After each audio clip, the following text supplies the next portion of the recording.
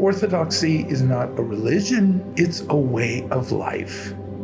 Iconography is orthodoxy through paint, through vision, and liturgical singing in church is missionary work through sound. Okay, that's good.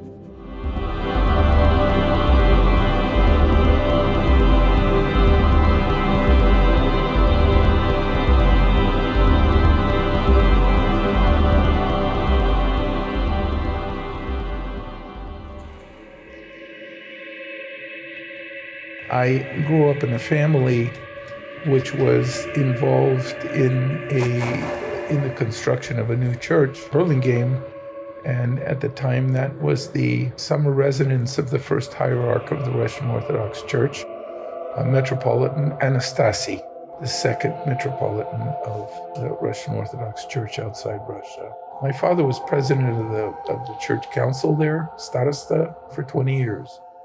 And my mother helped with sisterhood. So it was a very tight-knit community. I was an altar boy there for probably 25 years. Began being interested in iconography. There was an artist that was commissioned to paint the murals on the walls on canvas, Nicholas Zadorozhny. In English, he directly translated his name into roadway. He was instrumental in painting churches in China during the immigration. And his brother, who was a deacon, painted the Shanghai cathedral that St. John built.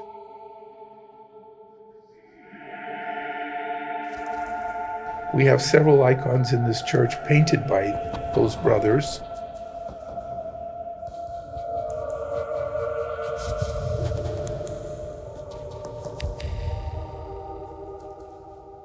Nicholas Zadorozhny was a candidate for painting the cathedral. I apprenticed with him. He painted with oil paints in the Western style, the academic style of iconography. My godmother, who was in San Francisco at the time at St. Tikhon's Church where St. John lived when he was here, told me that if you're really interested in doing iconography, you need to go to Father Ciprian, who has just begun painting the cathedral. Archbishop Anthony, his successor, was already bishop at that time. I went to the cathedral, climbed up on the scaffold and asked Father Ciprian, I met him for the first time, and asked him to apprentice, that he would take me under his wing to teach me iconography. And he asked me if I've ever painted on the walls before, and I said, no. Well, he pointed out little areas in an ornament for me to paint. And I had never done this before. I had drawn, I had painted a little bit with oil paints and sketched. That was the basic experience that I had. And I started to paint on the wall as per instructions of Father Ciprian, and I did not do a very good job. And he basically said, thank you for stopping by, you can go home now. I was devastated. And I went home and then came back the next day and went up on the scaffold again and said, Father Ciprian, I'll wash your brushes, I'll do anything you want. I want to learn iconography. I was rather persistent. I was, I believe, about 18 years old. He said, all right, why don't you try this? And he gave me a stick with a piece of charcoal taped to the end of it. And he showed me this ornament that he was working on. He says, you see this ornament here? And it's twice the size of human height, if not more. And he said, I want you to copy this ornament into that corner of the cathedral. After 2 weeks, he walked over to the other corner and looked, and he said, well, you've succeeded. Here's a brush. Here's some yellow paint. Go ahead and paint in the background. And that's where it started. His first main student was Archbishop Alipi of Chicago. He created, over his lifetime, he created a whole battery of iconographers who are still working all over the world painting churches. St. John was very close to our family, and he watches over our family. And my mother knew him very well from Shanghai. She served with him as a girl in the altar. She went to a girls' school, and girls were allowed to be altar girls until the age of, I believe, 10. My mother was very close to St. John. After my parents got married in the Philippines, my father became very close to St. John as well. So our whole family was intricately tied with St. John from the day of my baptism, the day of my birth. I was born in Bangkok, Thailand. There was no priest there, and my father wrote a letter to Archbishop John, who was in Europe at the time, asked him, what do I do? There's no priest here. And Archbishop John wrote him a letter that any Orthodox Christian can baptize another one in the absence of a priest or in cases of emergency.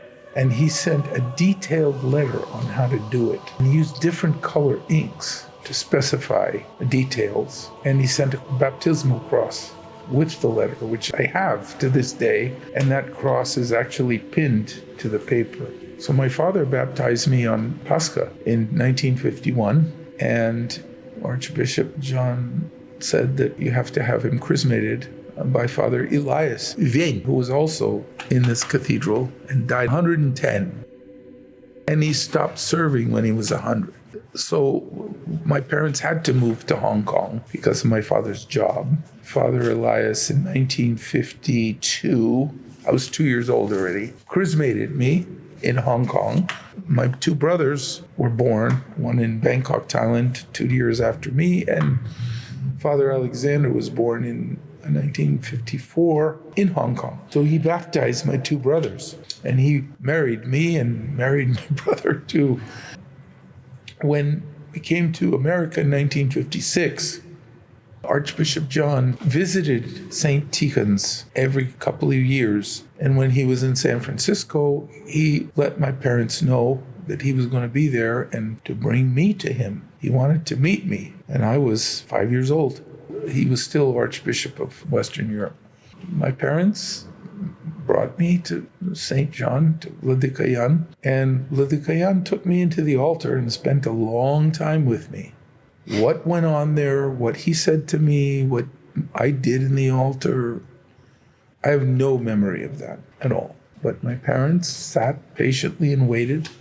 Ever since then, I have been tied to St. John. And when he came here as Archbishop, twice a year I would go to spend the night at St. Tikhon's, and I slept on the couch in the dining room there. Served as an altar boy on my name's day and on his name's day. My name's day was the end of July, and his name's day was the 23rd of June. Mom would drop me off on the 22nd of June, and I would spend the night and serve with him in the old cathedral back then. He would frequent our Russian school during the school year, and he would be there during exams, and I would have to give my exams on Zakon Boží, religion, for 3 years. He listened to my exams. Was St. Tikhon's an orphanage at that point already? It was when it first came from China, but everybody grew up, and it became St. Tikhon's home, church there, St. Tikhon of Zadonsk. Vladimir lived there in a tiny little room. They bought the house, and the altar screen and all the icons, they were brought from China.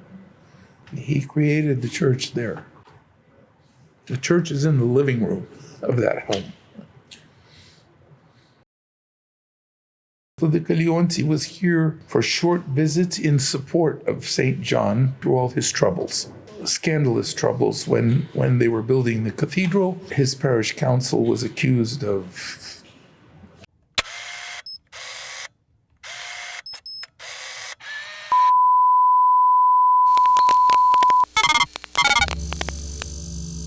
The Russian community is $370,000 short. Prelates of the Free World Russian Orthodox Church hierarchy sit in the front row in court to watch over legal disputes over the Russian churches.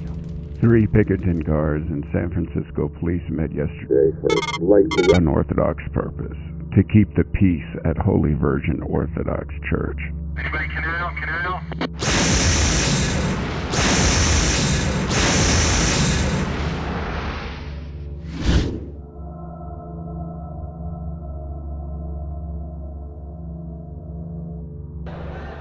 Ballots are being counted today in a dispute election over halting construction of the Russian Orthodox Church's Holy Virgin Cathedral at Geary Boulevard and 26th Avenue. Prelates of the Free World's Russian Orthodox Church hierarchy sit in front row in court to watch over legal disputes over the election church's council.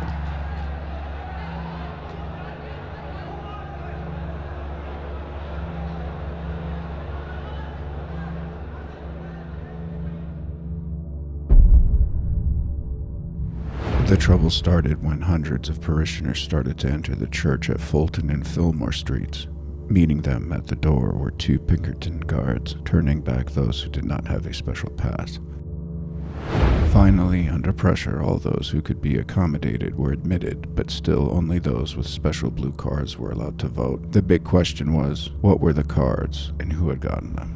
For some months, the partly finished cathedral on Geary Boulevard has raised the ire of many donors. Due to the halting of construction, Holy Virgin Church also has an $80,000 lawsuit against it by one of the contractors.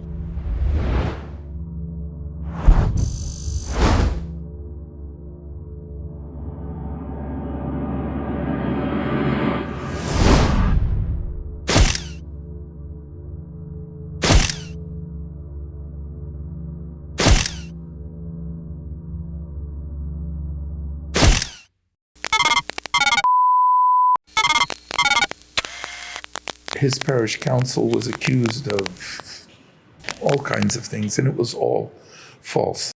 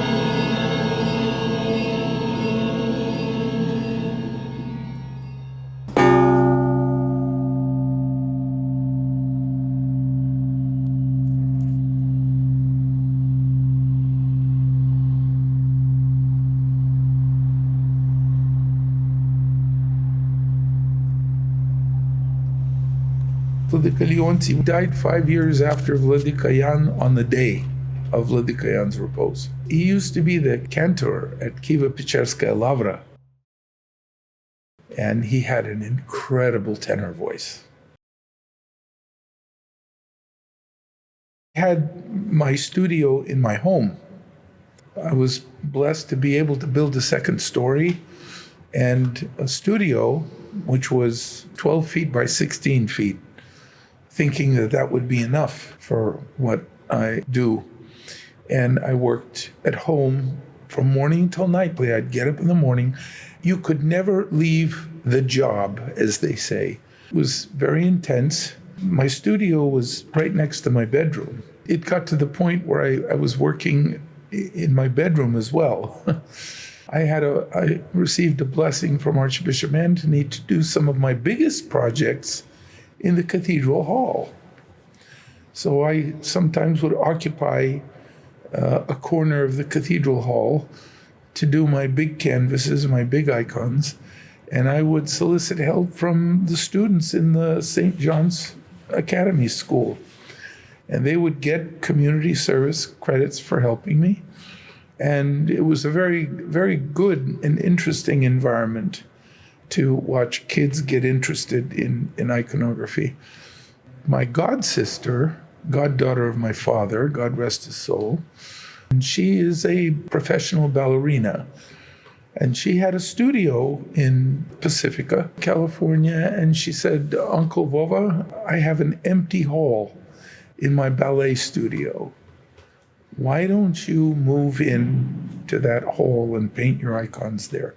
I moved in, and it's been about 15 years. And I firmly believe that St. John did that for me through my godsister.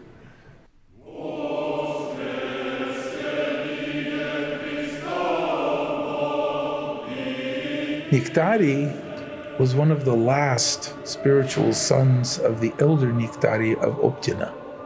His name in the world was Oleg Mikhailovich Konstantinov. In the monastic life, he was Niktari, named him for the elder Niktari, although the elder Niktari was not canonized yet. Well, he was special too. He loved the kids. He would come to all of our scouts camps. He would set up games for the kids. I have a picture of our spiritual father, Father Spiridon Efimov, who was another holy man. He was Vladika Antoni's spiritual father. He was our spiritual father in Scouts camp. And I have a photograph of Metropolitan Filaret, Bishop Niktari, and Father Spiridon playing volleyball in camp with the kids. And when Vladika Niktari was younger, he used to go swimming with the kids. He looked like you could compare him to the Cowardly Lion on The Wizard of Oz. He was extremely gentle. He had a wonderful sense of humor, extremely prayerful. He was very punctual to services. He says, I have an appointment with God. I dare not be late.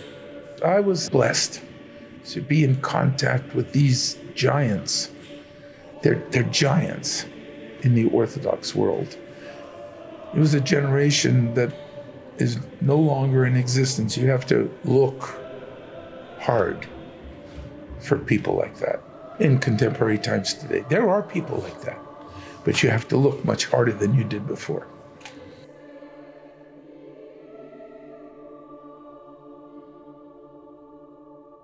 It all had to do with the upbringing that my family gave us. As young kids who were very involved in the liturgical life of the church. We had a priest in Burlingame, old school priest that was sent to us by Metropolitan Anastasi. He was from Argentina, but he was a Russian priest, and he sat 10 years in the concentration camps during the Soviet persecutions. Lost his wife, had 4 daughters, never saw his daughters after he left the Soviet Union. He's a good priest.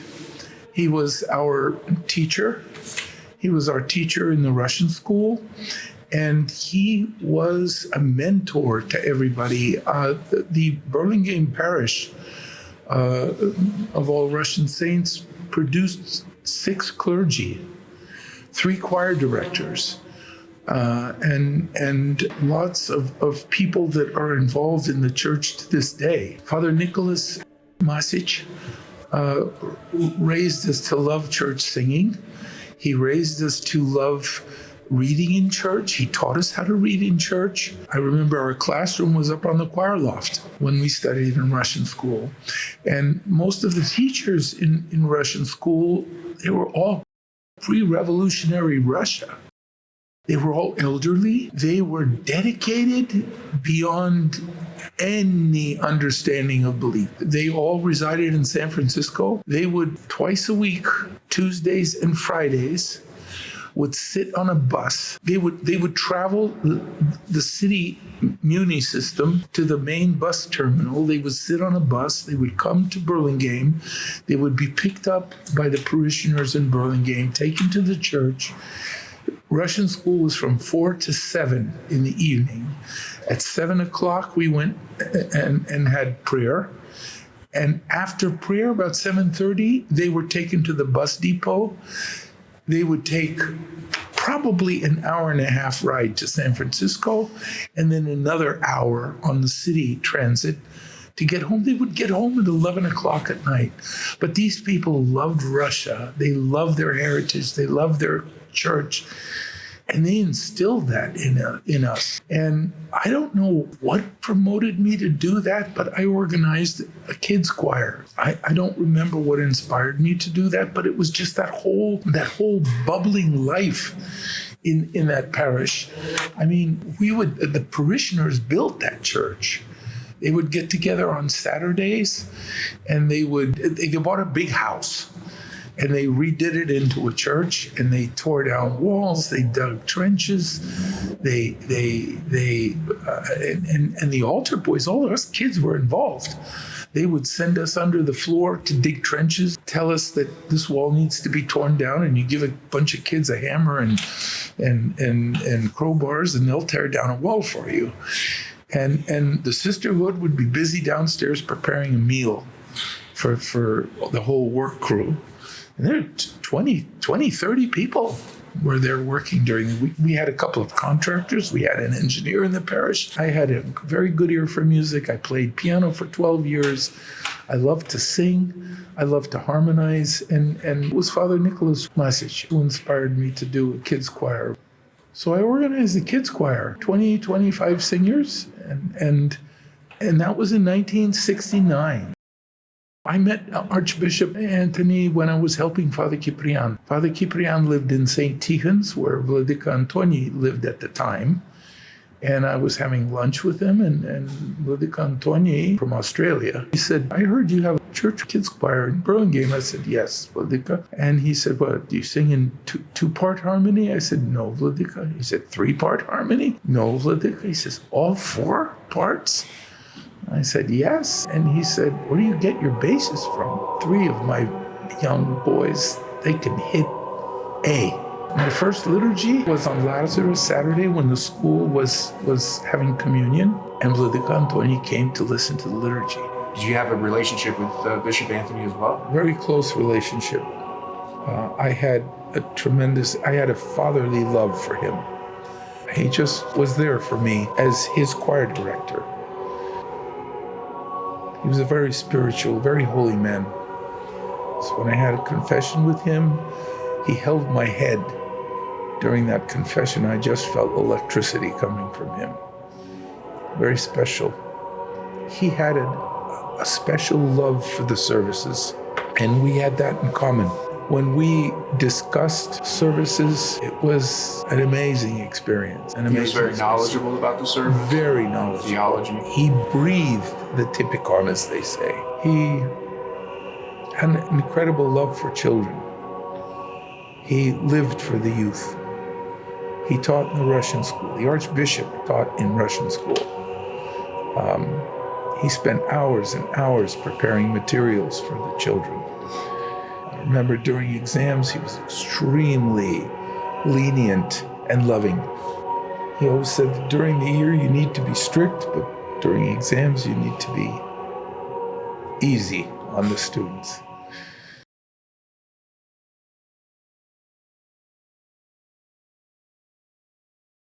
Konstantinov, who I admired from afar, I knew of him before. When I went to the cathedral, I heard the cathedral choir singing, and it impressed me. And I've always admired the cathedral choir. He was invited to come here from Europe to direct the early choir at the old cathedral. The main choir director of the cathedral was from China, who was a student of Arkhangelsky in St. Petersburg.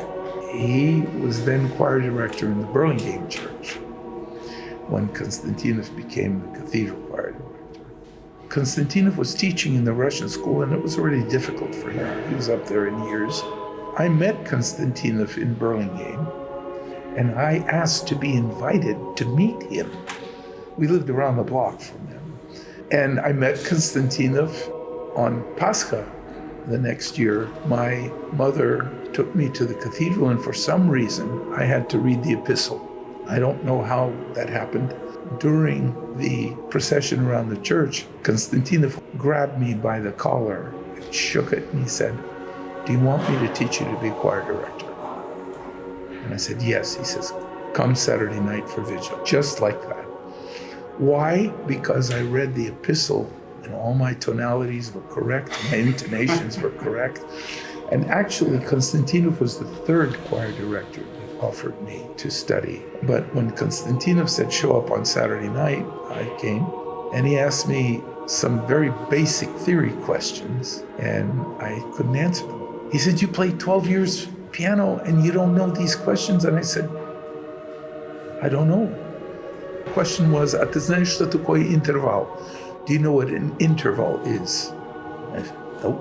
And he said, "Do you know what a tertia is?" I said, "Yeah, I do." But I didn't connect it because my piano lessons were in Russian and English. So that's how it all started when I began to study with him. And I played the reel-to-reel recording of my first liturgy to him. He took note, and very soon after that, he asked the Archbishop to invite me to San Francisco to teach in the Russian school, which Vladimir Antoni did. And after I started teaching in Russian school, which was 1970, he said, have him direct early liturgy, because there was a small choir on the Clearus that sang early liturgy. And so I became choir director of the kids' choir. Being a teacher in Russian school, I solicited kids from the Russian school, and from 8 to 60. They were all from the Russian school, yeah. Some were from Burlingame. I used to come here every Saturday, sing vigil with Konstantinov, then get in his car. We'd go to his house and sometimes sit till midnight or 1 o'clock in the morning studying. I had homework to do, and then he would drive me to my grandmother's house a few blocks away where I'd spend the night and do early liturgy. And he would come to every single early liturgy to listen. After early liturgy, we had rehearsals downstairs, and then I would come upstairs to finish late liturgy with his choir, and then sit and listen to him criticize my early liturgy. There's no way to describe the relationship that we had. And he also chastised me many times. He's a survivor. He lost his entire library during the bombing by the Germans in Kiev. His musical library, pre-revolutionary musical library, which he had. And he used to direct in St. Andrew the Apostle Church in Kiev, which is one of the prominent churches. He directed late liturgy there. Early liturgy, he directed at St. Nicholas Church on the grave of Askolt and Dir, the first pagan rulers of Russia. And he directed early liturgy there, late liturgy at St. Andrew's, and direct 2 liturgies. And plus he's a conservatory graduate. He was a symphony orchestra conductor, and he was the primo tenor in the Kiev Opera. In 1925, there was a competition in Moscow. He won that competition, but when they found out that he was not a Communist Party member, they gave it to the second place singer, whose name was Vinogradov. They revoked it. When the Germans retreated after Stalingrad in the Second World War, he retreated with them through Romania into Europe. He spent years in DP camps. He organized church choirs wherever he went. He sang in the very famous Cossack choir directed by Boris Mikhailovich Letkovsky, and he was a soloist in that choir. The choir director of the Don Cossack choir, Sergei Zharov, tried to coax Konstantinov into singing with him, and Konstantinov sang with him for a short period of time, but stayed with Letkovsky. Letkovsky and Konstantinov baptized each other's kids. They were godparents to each other's kids. They were very close friends, although their styles totally different. Letkovsky is of the Moscow school, Konstantinov is of the Kiev school. And it's ironic that when they came to the United States, Letkovsky said, Mishenka, we're in exile now. let's do this. I'll be Moscow and you be Kiev, and preserve the traditions of these two cultures, which is what he did, both of them. Konstantinov was a prolific composer. He was a genius. People who sing his music today recognize that. His music is being sung in Russia now, and we're in the process of preparing his works for publication. He's becoming very well known now in the North American continent and now in Europe. And in Australia, his works are sung all over the place. This cathedral has been the center of my life for over 50 years. It's a sacred place, and we raised our children here. We have a saint in the church proper. We have had saintly bishops rule this diocese and establish a culture and a legacy. I feel that it is my mission in life is to cherish and propagate this legacy, pass it on, and teach it to the youth so that they can continue. I'm 75 years old. I don't know how much longer I have on this earth, but I will toil as long as I can. I'm not so worried about iconography because there are a lot of iconographers now, but choir directors and cathedral choir directors are few and far between still. I'm preparing 2 candidates to be choir directors at the time. The gospel tells us that we have to multiply our talents. It is my sincerest hope and desire to pass this treasure down to the next generation. The first being our Orthodox faith. It's a dual responsibility, both of which are missionary. Iconography is orthodoxy through paint, through vision, and liturgical singing in church is missionary work through sound. And Father Cyprian mentioned to me, he says, our faith and our way of life stimulates all of our senses given to us by God. Orthodoxy is not a religion, it's a way of life. And that way of life is the best way to the salvation of our souls.